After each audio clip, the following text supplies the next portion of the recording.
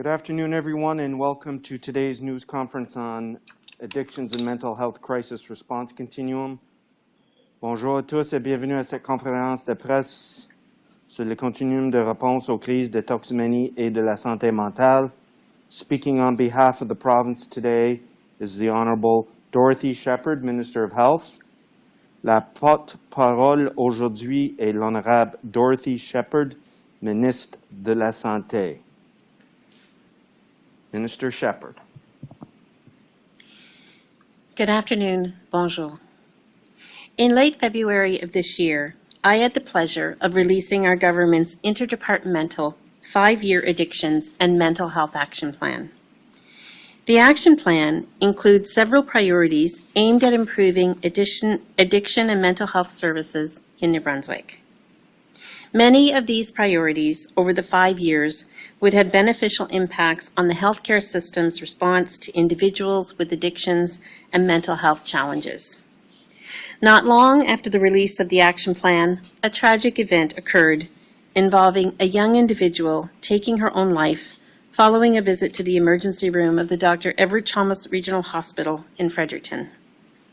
Her family's public plea highlighted gaps in the addictions and mental health crisis response continuum and the realities of suicide in our province. Recent events in our province have shone a spotlight on the level of supports and services available for addictions and mental health crisis in our province. And these events have subsequently led to significant concerns being raised by the public and community stakeholders. Recent tragic losses of young New Brunswickers certainly emphasize the need to focused efforts to improve crisis care in our hospitals. However, emergency crisis care is not specifically focused on the emergency crisis care is not specifically focused in the action plan. It was therefore recognized that additional emphasis in this area would be required.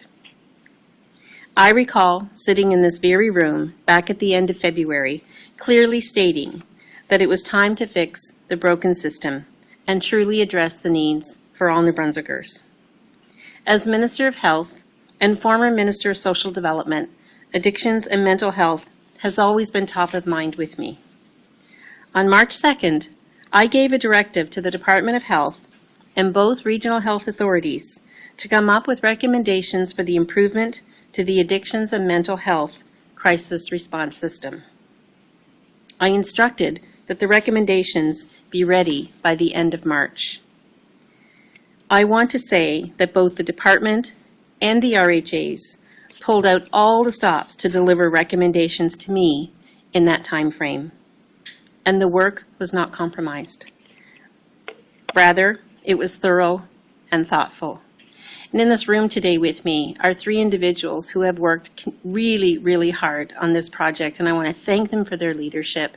ADM Mark Wise, Ellen Delange, and Annie Pellerin from the Department of Health Mental Health team, and as well as with the RHA's VPs Jean Dague and Jacques Duclos, who led their teams in ensuring that we had these recommendations done in a very timely manner.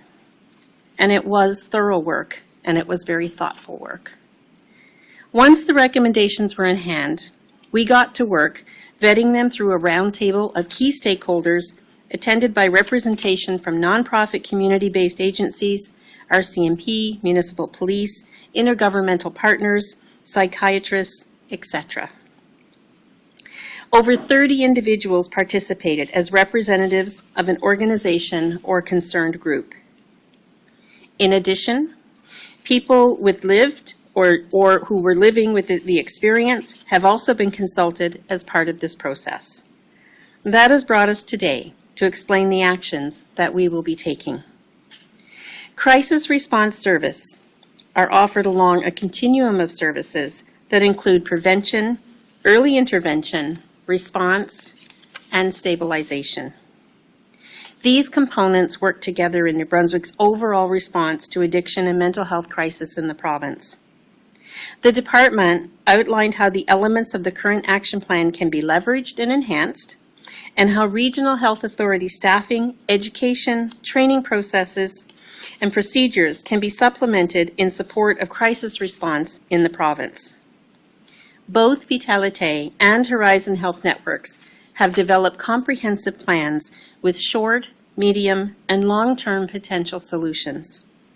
The Department of Health is ready to support and implement the 21 recommendations. And those 21 recommendations are as follows. 1, we will provide trauma-informed care training to emergency departmental staff, police, and other first responders. These modules are specifically designed to support staff in a busy emergency department environment.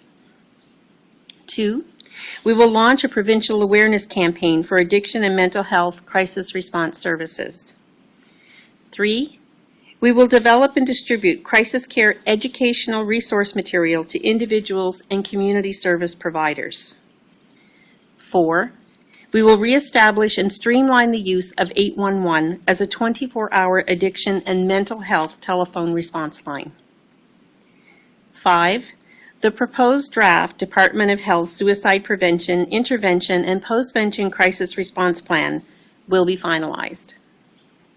6, we will provide funding to support staffing needs in both regional health authorities to address these 2 identified critical areas of need. 7, we will engage integrated service delivery partner departments for a joint funding agreement to support Elsipogtog First Nation in the implementation of a team to support and provide services for children and youth. We will establish a mechanism that helps ensure that organizations requesting funds demonstrate an alignment with the overall STEP care model and also ensures contracts are outcomes-based. Number 9, we'll implement standardized suicide care pathway for screening, assessment, intervention, safety planning, and lethal means reductions for every patient who presents to the emergency department with suicidal thoughts. 10, expand the education, training, and knowledge transfer plan to include education for emergency department staff. This must continue to be a shared responsibility amongst emergency department and addictions and mental health staff. 11, develop and implement efficient and evidence-informed collaborative care models and care pathways to guide and support the care of individuals presenting to an emergency department with addiction and mental health concerns. 12, develop a plan to provide 24/7 coverage by the emergency department mental health care team. 13, expand the emergency department mental health care team with defined roles for professionals such as peer supports, registered nurses, licensed practical nurses, social workers, and liaisons to the community. 14, ensure the provision of a specialist consultation by psychiatry is included in any collaborative care model or any other care pathway.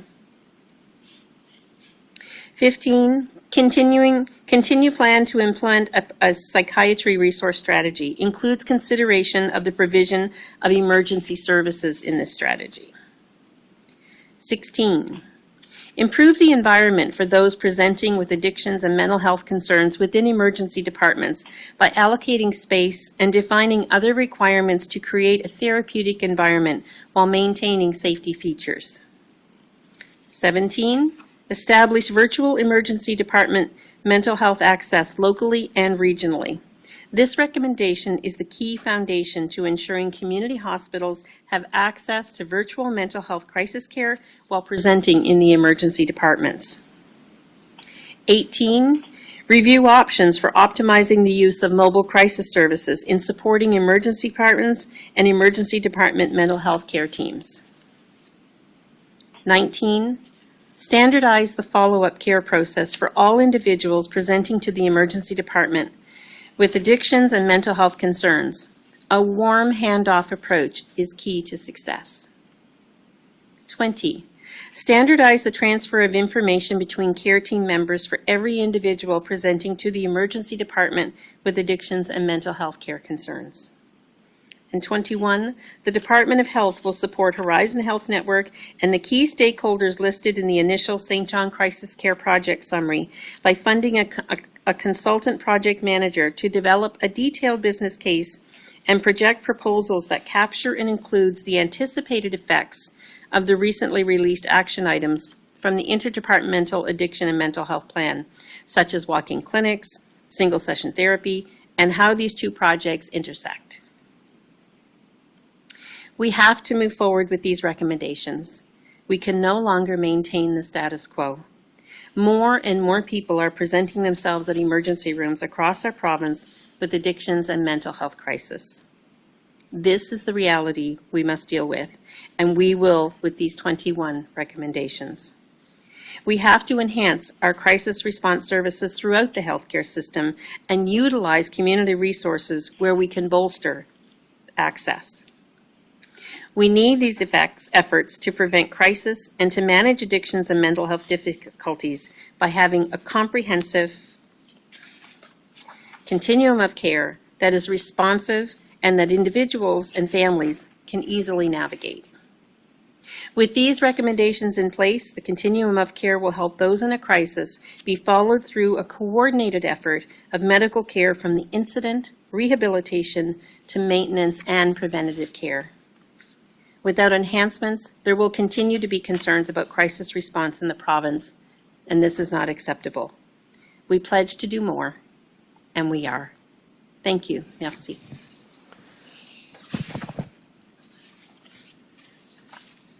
Thank you, Minister. Merci beaucoup, Minister Shephard. We'll now proceed with questions from members of the media.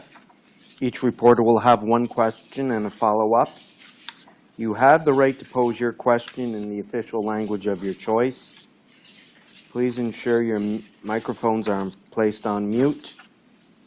Nous allons maintenant procéder aux questions des journalistes. Vous avez le droit de poser vos questions dans la langue officielle de votre choix. Chaque journaliste aura une question et un suivi. Voulez-vous assurer de désactiver le son de vos micros? Travis Fortnum, Global. Thanks, Bruce. Thanks, Minister Shephard. My first question for clarity is that we are still expecting to hear from the Child, Youth, and Seniors Advocate on separate recommendations as well, correct? That's correct, and we've moved forward with ours because we didn't want to take any delay in implementing them. However, the Child and Youth Advocate has been well aware of our activities, and then we look forward to their report as well. Mr. Fortnum, do you have a follow-up today? Yep, thank you. So we've heard recommendations in the past. We've had similar reports tabled in the past with recommendations on how things can be improved to save people. Why should we consider that this time something will be different and these won't just end up on a shelf? I have to say that, the gravities of the situations that presented this action certainly weigh heavy on all of us. At the same time, I can't tell you the excitement that has been created with staff that we are going to be moving forward and implementing these recommendations. And when staff did their work with, before we even got to the discussions with stakeholders, they went back and reviewed all of the other reports that were done. And so this is an accumulation of what hasn't been done and what needs to continue to be done. This process has been done with the RHAs and our community stakeholders, people with lived experience and people who are continuing to live with these challenges. So it's happening. The RHAs have been told to go. And we'll be partnering with community stakeholders as well throughout this process in collaboration with the RHAs. So the go button has been hit. We're on the path. Thank you, Mr. Fortnum. Thank you, Minister. Vicky Hogarth, CHCO TV. Thank you, Bruce. I'm just wondering if you can give us an update on the rollout of the walk-in mental health clinics across the province. So we of course had Campbellton that was an early launch because they were ready to go, and I believe Fredericton is going to be the second one happening very soon, and then they'll be rolling out. All 14 will be implemented before the year end. Do you have a follow-up? I'm just wondering on the same topic, if you have an update on how the first walk-in clinic has gone, what have you taken from that experience thus far? Really, really positive numbers. And I have to say that the first 6 weeks are so ingrained in my mind, I honestly can't remember what's happened after that, but it's very positive. So in the first 6 weeks, we had 97 actual walk-in appointments. And of those that were followed up after the fact, I believe 90+% of them were satisfied with their one session. The wait list of 37 in the area was eliminated. So a really good indication of what we can accomplish with the single session walk-in clinics, especially when we know that if we can reach people when they are at a lower acuity of need, we will have greater success. And so that's part of the preventative measure.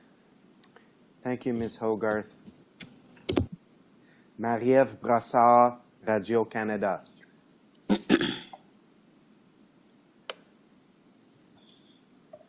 Marie-Ève?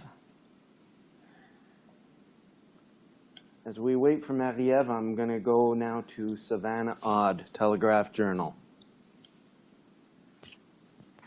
Hi, Minister. Some have described to me in trying to access this system a frustrating cycle, I guess, where they get to the ER, they get a follow-up to a community mental health center, and the wait for an assessment, they're told, is a year or more. So, they get the referral, but they don't get an assessment. And in that time, they end up going back to the ER in crisis over and over. I guess, how do you plan on breaking that sort of cycle if we've improved our crisis care, but we might not have enough psychiatrists or psychologists to even carry out the meaningful assessment and treatment? Right, and I don't want to diminish, thank you, Savannah, for the question. I don't want to diminish the value of psychiatrists and psychologists at all, but what we do understand is that when we reach people at a lower acuity of need, we have an opportunity for greater success. And so it's always been my objective that we get to people when they present and we treat them at the level of need they have at that time. And so that's what the step care model is now joining. That's what the step care model is all about. So and how we make that happen is going to be really pivotal with regards to the initial assessment when they present. So it's not going to be a quick switch, but I think it will be a transition that can happen fairly quickly as we put the resources behind the recommendations today, and knowing where people can go when they have a mental health crisis or issue that's pending. And so when parents need that resource for their children, when an adult walks into an ER or a walk-in clinic, we can treat them at the time at that level of care that they need and then continue on that path with them. Savannah, do you have a follow-up? I do. Thank you, Bruce. Earlier this year, I asked after Lexi Daken had died, I asked the RHA for data on how many youth present to ER and end up actually getting a psychiatric assessment. Their response was that they don't report data that way. So or they don't track it that way, or they don't report it that way. Are the RHAs going to start collecting and reporting that? And I guess, if not, how will you know that this plan is working without that data? Well, I think I have to agree with you that data is very important, and it's certainly necessary for us to measure how we're doing. So while it's not in these 21 recommendations, I will certainly be asking that question for a follow-up, because we will be assessing how we're doing in an ongoing way here. Just as I've said, continuous improvement is really important in everything that we do. And so we will be coming back to these recommendations and their implementation to seeing if we're getting the outcomes that we need. And there's going to have to be data to support that. Thank you, Minister. Marie-Ève Brassard. Oui, bonjour. En fait, ma question est la suivante. On a dit un peu plus tôt que les frais de cette initiative-là seraient couverts par une augmentation du budget pour le ministère de la Santé, donc ça serait une augmentation de 5 Je me demandais si vous avez une idée du coût total de ces mesures-là et en fait de combien aussi était l'augmentation du budget de la santé cette année.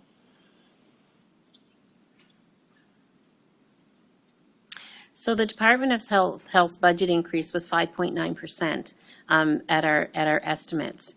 This the costs associated with these 21 recommendations for, let's say, next year would be 8.1 million in each year continuing on.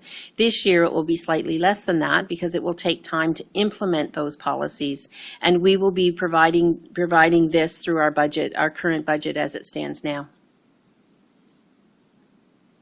Mademoiselle Brassard, as-tu un suivi? Non, merci. Merci, Marie-Ève. Mia Urquhart, CBC.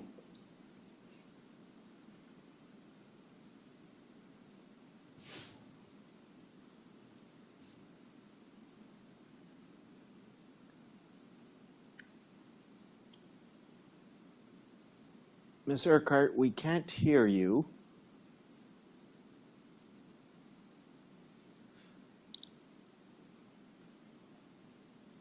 Would you like to type your questions and I'll move to someone else and I will read them to the minister? Oh, here we go. Perfect.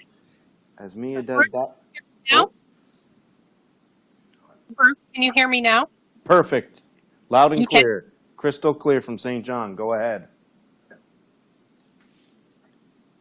Minister Shephard, I just got let in as you were finishing your speech, so I didn't hear any of it. I wonder if you could summarize the changes that will impact someone showing up at the ER with suicidal thoughts.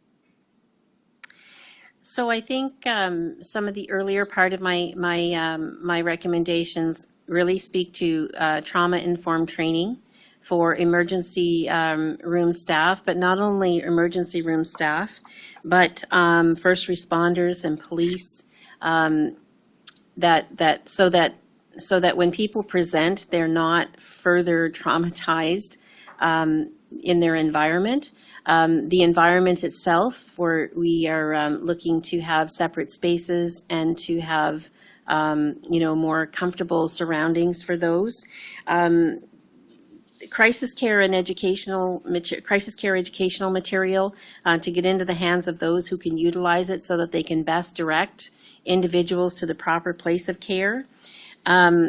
We can also look to coordinating with our secondary levels of care, so that there's a warm handoff once someone is assessed and direction is needed as to what their needs are and how they can be fulfilled. Stabilization has occurred, then we need to make sure there's a warm handoff with all of that information that was contained in that experience visit, that it can be transferred to our partner who's going to take over after that, whether they be nonprofit or whether they be another section of the hospital or whether it be a family primary caregiver.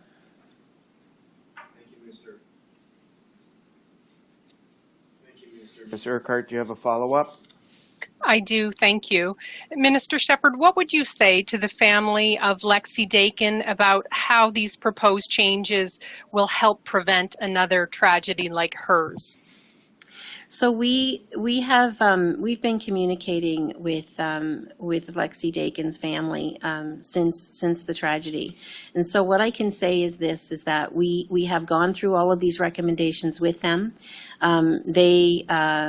They see the direction we're taking, and the fact is that this is going to be a more supportive crisis management system, but also, more importantly, it implements and enhances what we presented in our interdepartmental 5-year action plan. And we have done this through a communication with all partners. So this is absolutely the right direction we need to go to help ensure we're doing everything possible. I would love to think that we will never have another tragedy. I am a realist to know that that probably isn't going to happen, but what I can say is that we will be doing everything possible to ensure that that doesn't happen. Thank you, Minister. Thank you, Ms. Urquhart. Cédric Thérin, l'Acadie Nouvelle. Oui, bonjour. La ministre Shephard a eu une rencontre avec la présidente du syndicat des infirmières aujourd'hui. J'aimerais savoir de quoi il a été question et quelles sont les intentions de la ministre pour aider les infirmières. I can say that it was a very good meeting. It was a welcomed meeting. And we're going to be following up next week. There are actionable items taken away on both sides, and we're going to be following up next week on those. Cédric, as-tu suivi? En fait, une autre question, mais cette fois-ci plus sur le sujet du jour. J'ai vu qu'il y allait avoir des formations du personnel en urgence à propos de la santé mentale. Est-ce qu'on doit comprendre que le personnel des hôpitaux à l'urgence n'était pas formé avant à accueillir les gens qui avaient des problèmes en santé mentale?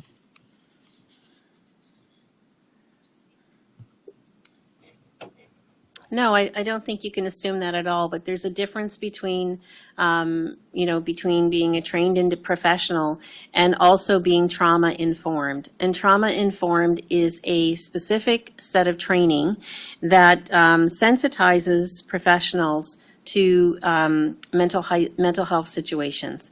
And it's really important that that sensitivity be ingrained in our system, and not just in the ER, although we will be prioritizing our ER staff, but also within, within all of our professions. Quite frankly, I think that trauma training should happen with physicians, with nurse practitioners. It should happen all throughout our complete system, social workers as well.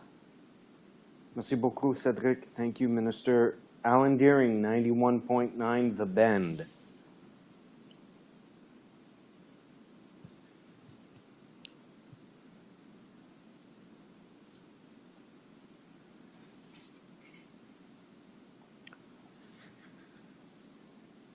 As we wait for Alan, we'll go to Erica Butler, CHMA.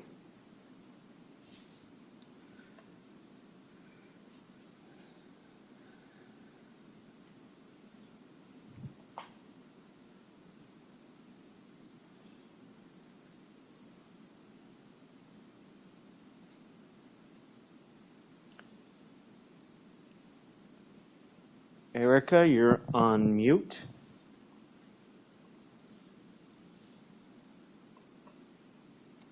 If you have a question and you'd like me to read it to the minister, feel free to type it into the chat. As we go to that, I have an Abigail Noble. Oh. Marie-Ève? Is now exiting. I have Abigail Noble from River Valley.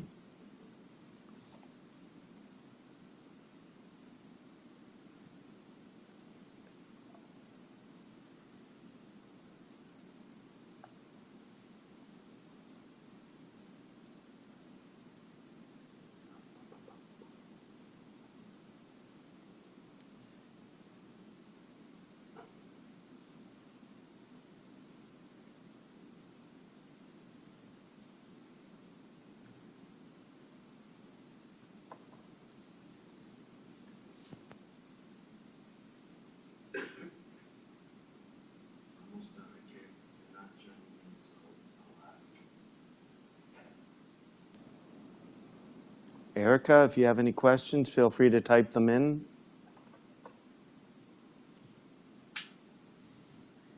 If Abigail has any, or Alan Deering, now is the time.